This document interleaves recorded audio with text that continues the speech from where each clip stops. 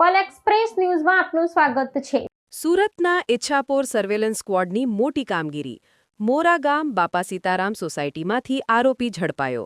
આરોપી પાસેથી 1.41 ગ્રામ કિંમત અંદાજે ₹28,200નું હેરોઇન સાથે મોબાઈલ ફોન કિંમત ₹10,000 મળી કુલ ₹38,200નો મુદ્દામાલ કબજે કરાયો।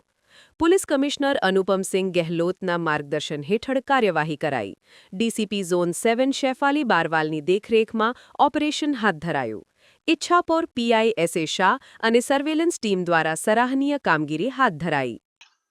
પોલીસ કમિશનર સર સુરત શહેર દ્વારા no drugs in Surat city અભિયાન જે ચલાવવામાં આવેલ અને સુરત શહેરના યુવાનોને નશાથી મુક્ત કરવા માટે જે પોલીસને સૂચના આપવામાં આવી તે અંતર્ગત ઈચ્છાપુર પોલીસ સ્ટેશન દ્વારા ગઈકાલે બાતમીના આધારે મોરા જે ગામ છે એની સોસાયટીમાં રેડ કરવામાં આવેલ હતી અને એક ઈસમ સરબજીતસિંહ સુરજીતસિંહ સડિયોરા જે મૂળ પંજાબનો રહેવાસી અને હાલ ઈચ્છાપુર પોલીસ સ્ટેશન વિસ્તારમાં સોસાયટીમાં રહે છે તેની ધરપકડ કરવામાં આવેલ છે।